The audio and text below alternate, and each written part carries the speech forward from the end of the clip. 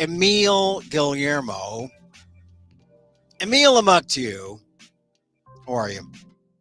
We're here. It's Monday. Did you have a good weekend? Beautiful weekend, and for most of us, I think. It was a good weekend here in California, and it's a spring-like day today. And if you're a journalist, you're cheering because something good has happened to a journalist. And whenever something happens good to a journalist, you got to cheer. You got to cheer. Anyway, welcome to Emil Amok's Takeout, my takes on all things considerable. And today I want to talk about this Atlantic story, right? This is the good thing that's happened to a journalist. Journalists are taking it on the chin. George Stephanopoulos on ABC, they had the Trump administration by rights in terms of libel. They were going to win that case, but then ABC said, "No, we're going to give you a gift, Trump," and they threw George Stephanopoulos under the bus, right? The AP says, "We're not going to call it the Gulf of America. It's the Gulf of Mexico. We're an international organization." Trump bans them from being part of press conferences, and no one comes to the aid of AP. I think the AP is the standard for American journalism. How can journalists not support the Associated Press? So anyway, today, the good thing they have, if you haven't heard, Jeffrey Goldberg, the editor for the Atlantic Monthly, revealed a story, something that happened 2 weeks ago. And he put it out. The headline is, "The Trump administration accidentally texted me its war plans." The Trump administration accidentally texted me its war plans. That's the headline. What? Right? This is a blunder. If a reporter, this is a chain that included the Secretary of State, the Vice President, the National Security Advisor, Department of Defense Chief Hegseth, the former Fox anchor, right? Tulsi Gabbard, all these high-level people, the head of the CIA, and it also included Jeffrey Goldberg, the chief editor over at The Atlantic, which, forget what you think about whether or not The Atlantic is pro-Trump or anti-Trump. It's a journalistic organization. And they did the responsible thing. They held back on the story until almost 10 days after the event, when Jeffrey Goldberg gets his text. The subtitle is, "U.S. national security leaders included me in a group chat about upcoming military strikes in Yemen. I didn't think it could be real. Then the bombs started falling." This is a top secret blunder that could only happen under an administration put together by Donald Trump, who does not demand competence. He only demands loyalty. And this is what happens. This is what you get is accidental investigative journalism from The Atlantic, right? The war plans revealed. We see that these folks, and it included all the top guys, the CIA guy, Ratcliffe, it included, like I said, Gabbard, Tulsi Gabbard, the director of national intelligence. People should have been concerned about this, but they weren't, because they were on Signal, which is a public platform that boasts about its encryption, but is it top secret enough? Well, I guess on some level, we don't know if foreign agents hacked into this or found out that these guys are on Signal. But guess what? Someone made up a list and included a reporter, a member of the media. And you know how much politicians of whatever stripe, Democrat or Republican, you know how much they really love reporters. Not at all. And I know this because I crossed the line and I was over on that other side. And I know they don't want reporters to get anything but their version, anything but the version they want officially out. So it was a massive blunder to have Jeffrey Goldberg in on this. And if you're saying, well, he shouldn't have revealed this, well, yeah. If you're a reporter, you do the responsible thing. Number one, you can bet before they put this out on the Atlantic today, they lawyered up and said, are we potentially guilty of anything? So they put it out 9 days after the fact, right? Came out this morning. So that's responsible. Where it's journalistic is the public needs to know that this sort of thing happens. I mean, the public should be concerned with national security. The public should be concerned with that people who are in charge of acting on our behalf are doing things taking national security into account, doing things that should be top secret in a top secret way, not going to a public platform. And guess what? After this whole story was revealed this morning, 2 hours later, someone asked Donald Trump about it. Did Donald Trump know anything about this? No. Had he heard anything about the Houthis and about the war plans? No. No one briefed the president. The president was totally in the dark. Is this any way to run a country? No. And yet, this is the country we got. We got the head buffoon totally in the dark, and he only hires people who aren't smarter than him, who are just loyal, more loyal to him than the average bear. And so that's where they excel.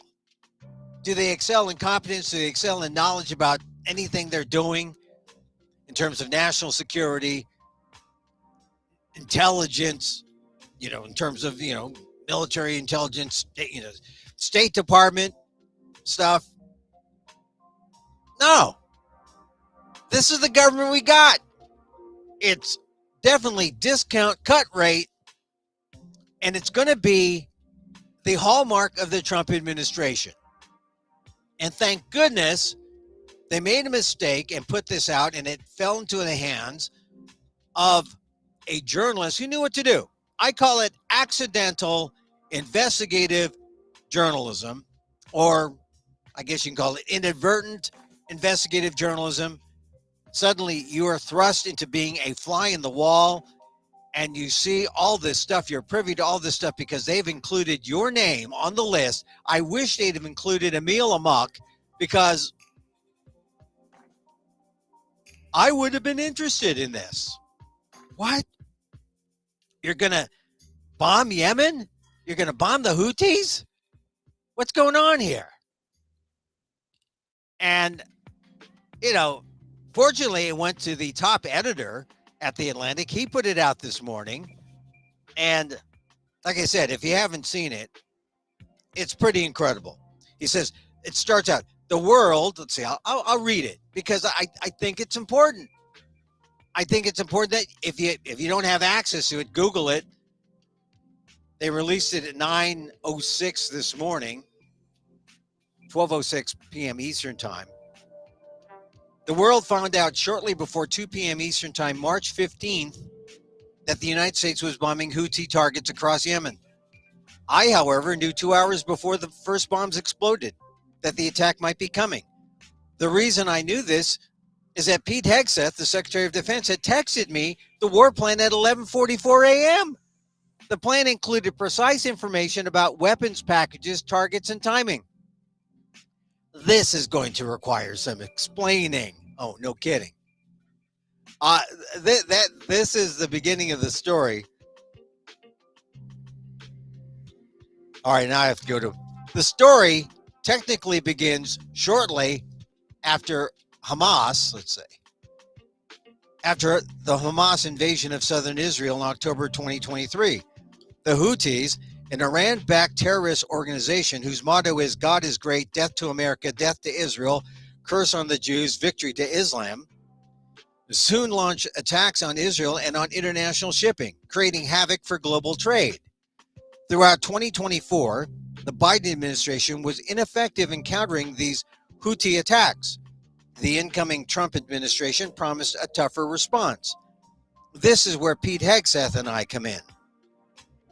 On Tuesday, March 11th, I received a connection request on Signal from a user identified as Michael Waltz. Signal is an open source encrypted messaging service popular with journalists and others who seek more privacy than other text messaging services are capable of delivering. I assumed that Michael Waltz in question was President Donald Trump's national security advisor. I did not, however, assume that the request was from the actual Michael Waltz. I mean, this is how you have to think if you get something on a public platform, right? I've met him in the past, and though I didn't find it particularly strange that he might be reaching out to me, I did think it somewhat unusual given the Trump administration's contentious relationship with journalists and Trump's periodic fixation on me specifically. It immediately crossed my mind that someone could be masquerading as Waltz in order to somehow entrap me. It is not at all uncommon these days for nefarious actors to try to induce journalists to share information that could be used against them. And this is, of course, why it's fortunate that this fell into the hands of a journalist like Jeffrey Goldberg, because he knows about all these things. He knows to be suspicious. He didn't take it for granted that, oh, this is from the real Michael Waltz. He said, maybe it's a fake Michael Waltz, because in this age of misinformation, you have to assume, oh, certainly the Trump people wouldn't do this. They're not that stupid, are they? Yes, they are. They are this stupid. I mean, that's kind of the incredible thing about this. The Trump people are this stupid. Back to the article. I accepted the connection request, hoping that this was the actual national security advisor and that he wanted to chat about Ukraine or Iran or some other important matter. Yeah, innocent chatting like that's okay. 2 days later, Thursday at 4:28 p.m., I received a notice that I was to be included in a Signal chat group. It was called Houthi PC Small Group. A message to the group from Michael Waltz read as follows: Team dash establishing a principals, sick is spelled, a principals group for coordination on Houthis, particularly for over the next 72 hours. My deputy, Alex Wong, Asian American, he might have put this together. That might be the guy, the fall guy. My deputy, Alex Wong, is pulling together a Tiger team at Deputies Agency Chief of Staff level, following up from the meeting in the sit room this morning for action items, and we'll be sending that out later this evening. The message continued, please provide the best staff POC from your team for us to coordinate with over the next couple of days and over the weekend. Thanks. THX. Thanks. That was what the message was. The term Principals Committee generally refers to a group of the senior-most national security officials, including the Secretaries of Defense, State, and the Treasury, as well as the Director of the CIA. It should go without saying, but I'll say it anyway, that I have never been invited to a White House Principals Committee meeting, and that in many years of reporting on national security matters, I had never heard of one being convened over a commercial messaging app. And this is why, after all this, one takeaway is you'll never hear anyone from the Trump administration, Trump himself, you'll never hear any of them mention Hillary Clinton's emails ever again.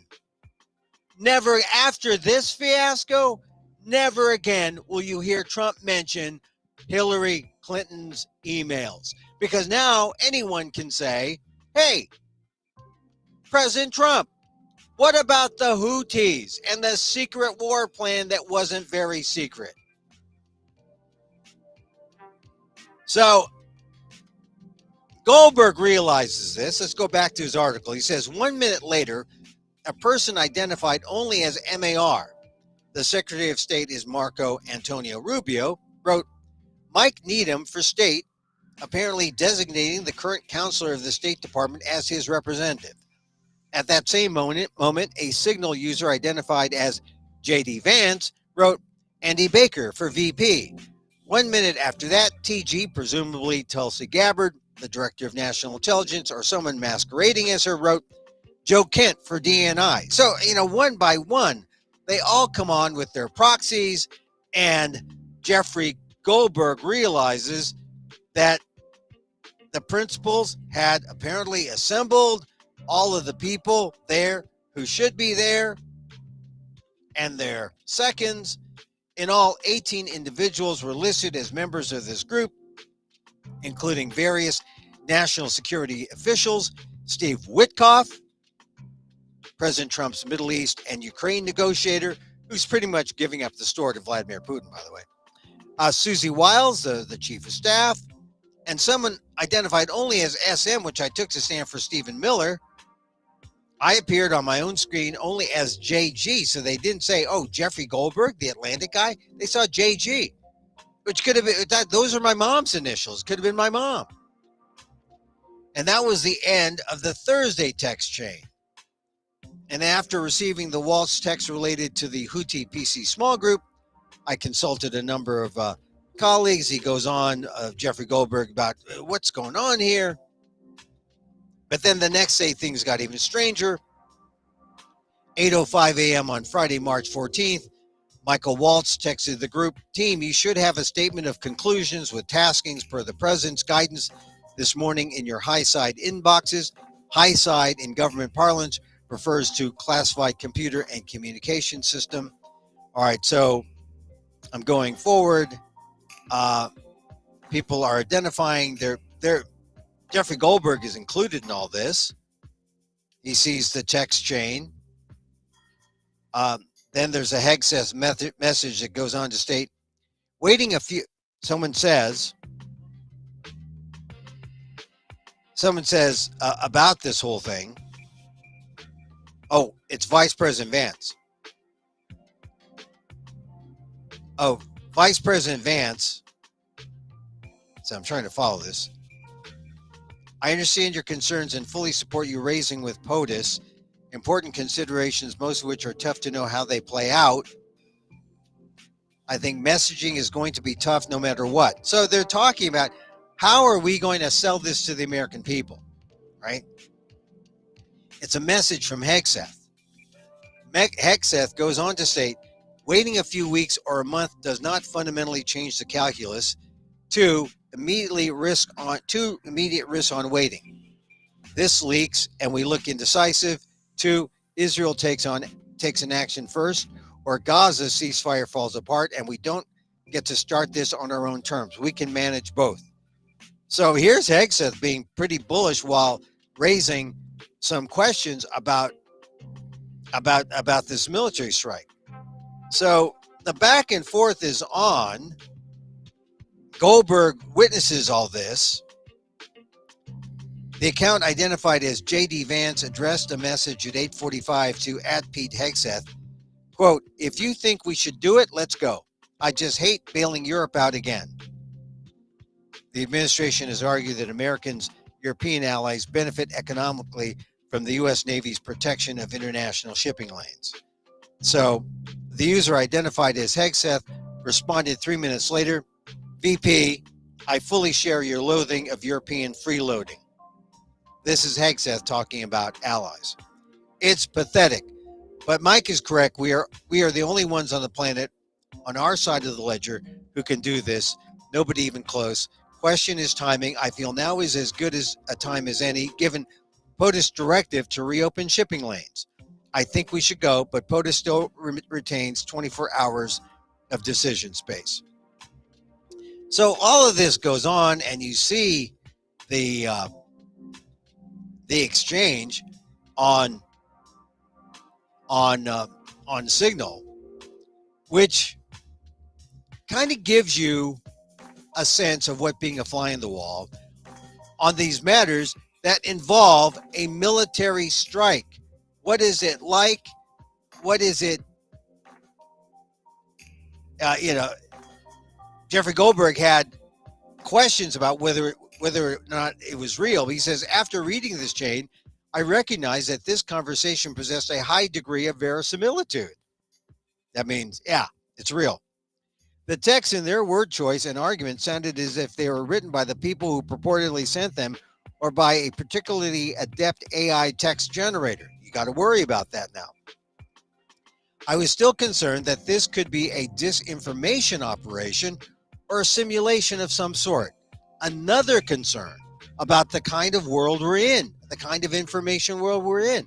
And I don't put it past the people involved here to say, yeah, it might have been some AI, although the Washington Post is reporting within the last hour that these were genuine messages that were sent out. Goldberg says, and I remain mystified that no one in the group seemed to have noticed my presence. That's how you know you're an effective journalist. No one notices you. But if it was a hoax, the quality of mimicry and the level of foreign policy insight was impressive. Well, you got to hope that if you're a reporter, you got to hope that this isn't really happening, because if it were, oh my God, this is a national security breach, right? And so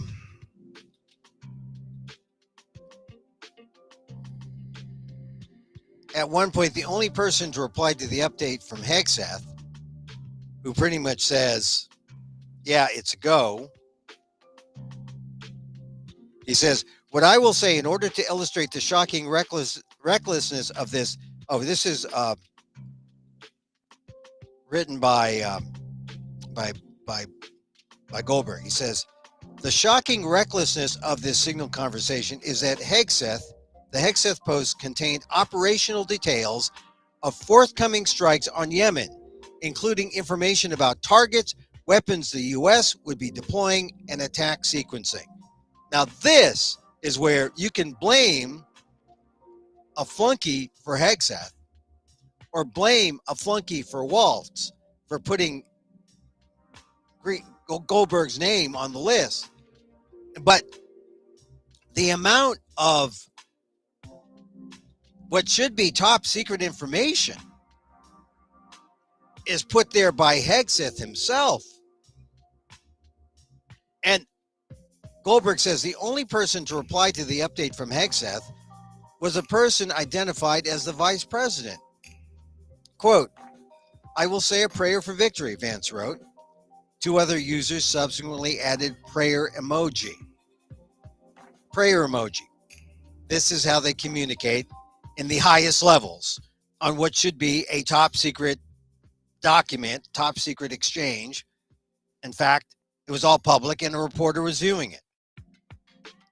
According to the lengthy Hegseth text, the first detonations in Yemen would be felt 2 hours hence at 1:45 p.m. Eastern Time.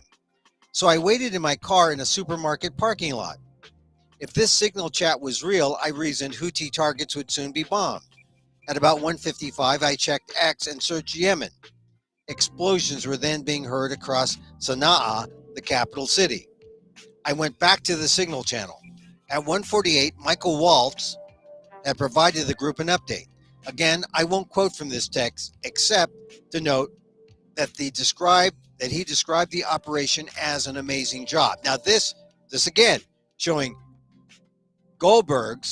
Jeffrey Goldberg's willingness to release as much information to be valuable to the public, but not to cross the line. He did not cross the line. He showed care, and I'm sure the Atlantic's lawyers point this out, or ready to point this out, in the event that someone, speaks out and says, "Hey, shouldn't the Atlantic's first response be, I got this. I don't have to make it a story. Here it is. Trump administration. Do better next time." No, that's not what a journalist does. A journalist, no matter what, if this were the Biden administration, they do the same thing. If this were the Trump administration, there's no bias. The bias is toward what the American public needs to know. Thank goodness. And so this is the story. And then everyone, after the bombs fell, Houthi-run Yemeni Health Ministry reported that at least 53 people killed in the strikes, a number that has not been independently verified. But everyone says, good job, Pete, on your team. Great work, all. Powerful start. On Sunday, Waltz appeared on ABC's This Week and contrasted the strikes with the Biden administration's more hesitant approach. These were not kind of pinprick back and forth what ultimately proved to be feckless attacks, he said. This was an overwhelming response that actually targeted multiple Houthi leaders and took them out. The Signal chat group, Jeffrey Goldberg concludes, was certainly real. Having come to this realization, one that seemed nearly impossible only hours before I removed myself from the Signal group, understanding that this would trigger an automatic notification to the group's creator, Michael Waltz, that I had left. No one in the chat had seemed to notice I was there, and I received no subsequent questions about why I left, or, more to the point, who I was. And here are some questions that he asked earlier today, and when he wrote this story. I emailed Waltz and sent him a message on his Signal account. I also wrote to Pete Hegseth, John Ratcliffe, Tulsi Gabbard, and other officials. In an email, I outlined some of my questions. Is the Houthi PC small group a genuine Signal thread? Did they know that I was included in this group? Was I, on the off chance, included on purpose? If not, who did they think I was? Did anyone realize who I was when I was added or when I was removed or when I removed myself from the group? Do senior Trump administration officials use Signal regularly for sensitive discussions? Do the officials believe that the use of such a channel could endanger American personnel? A spokesperson for the National Security Council responded 2 hours later, confirming the veracity of the Signal group. Said Brian Hughes, this appears to be an authentic message chain, and we are reviewing how an inadvertent number was added, inadvertent number was added to the chain. Hughes wrote, the thread is a demonstration of the deep and thoughtful policy coordination between senior officials. The ongoing success of the Houthi operation demonstrates that there were no threats to troops or national security. Well, I don't know. That's what they say. But this is a serious breach, and Leon Panetta was asked today, what's going on here? Leon Panetta was the head of the Department of Defense as well as the head of the CIA, and he said, someone ought to be fired. And I have to agree. This is a serious breach. It says here,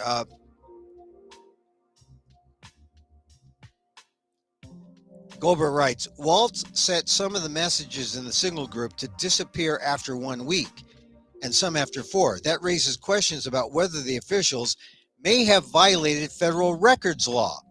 Text messages about official acts are considered records that should be preserved. Playing Fast and Furious, right? About messages that should disappear. So there's never a record. That's against the law. This is from Jason R. Barron, a professor at the University of Maryland and the former director of litigation at the National Archives and Records Administration. Under the records law applicable to the White House and federal agencies, all government employees are prohibited from using electronic messaging applications such as Signal for official business, unless those messages are promptly forwarded or copied to an official government account. Intentional violations of these requirements are a basis for disciplinary action. Additionally, agencies such as the Department of Defense restrict electronic messaging containing classified information to classified government networks and/or networks with government-approved encrypted features. Jason R. Barron, the professor at the University of Maryland and former director of litigation at the National Archives and Records Administration, said. So, this is a serious thing, especially after Donald Trump talks about Hillary Clinton, saying Hillary Clinton should be in prison for using an email server for official business when she was Secretary of State.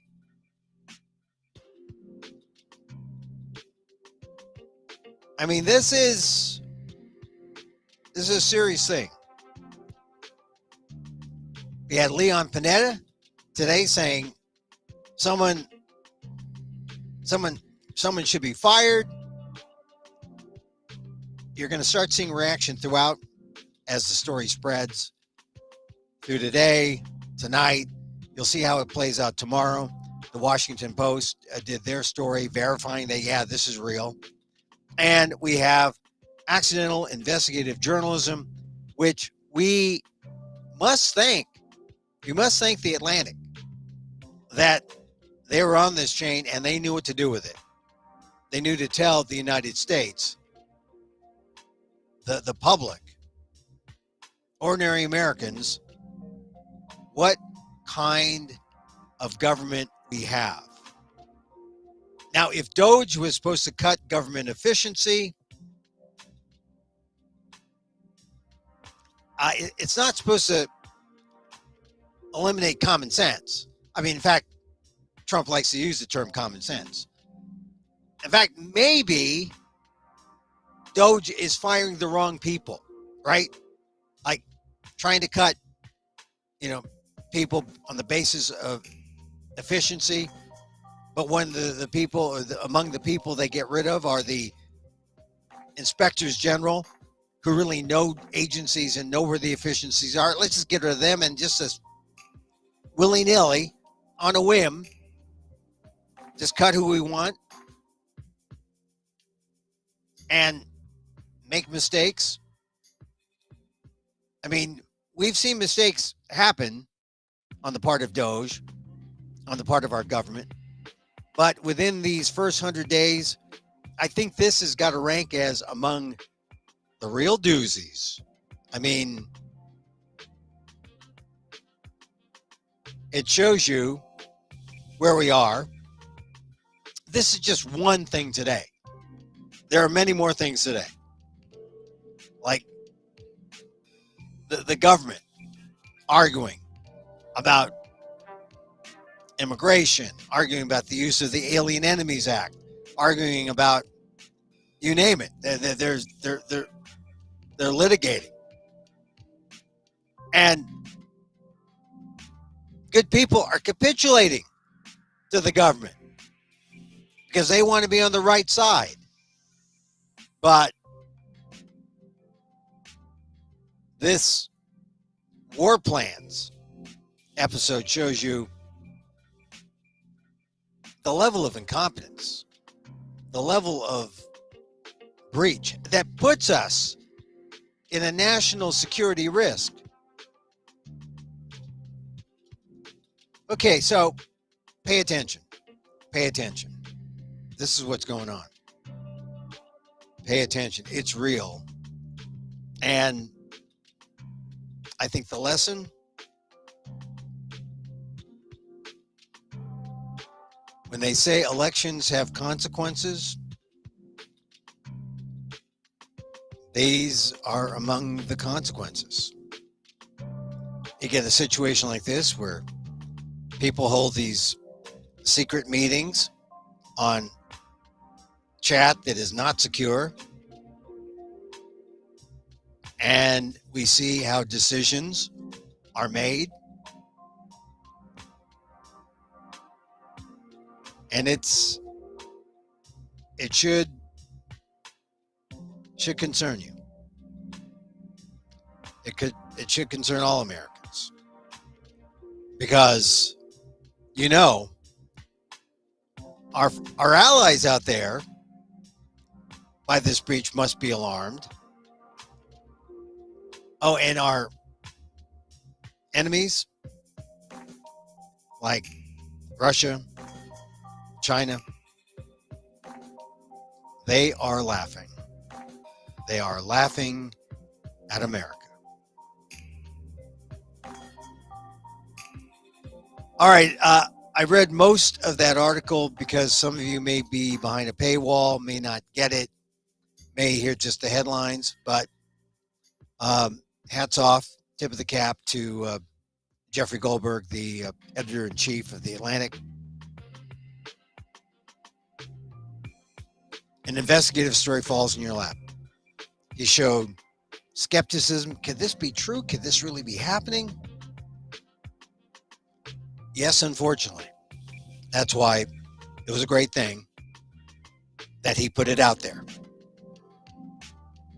And I guess we'll never hear Donald Trump talk about Hillary Clinton's emails ever again. All right, that's it for our show today. Got nothing to plug.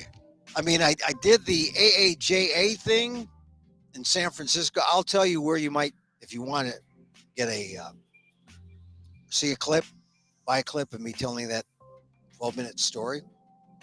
I'll have that for you soon. Came back from the Rogue Festival in Fresno a couple weeks ago. That's over. The next thing for me, I guess I'll be doing some of my own shows and really preparing for my Canadian tour. Canada. I mean, the Trump administration is serious about Canada, which I'll talk about in a subsequent time, and they're serious about Greenland, which is scary. They're sending Usha Vance. I don't know if that means that Usha Vance really wants to get away from her husband, or if she's willing to do things for the Trump administration, like convince Greenland that the grass is greener on the other side. I don't know, but that's happening. Trump really wants Greenland. All right, we'll end it here. Back again tomorrow. I'd like to end with a little meditation, a little loving kindness. You know, the more you send out, the more it comes back twofold. And so, as I wish for me, I wish for you. May you be safe. May you be happy. May you be healthy. And may you live with ease. Emil Guillermo here. Till next time. Mahal Guitar.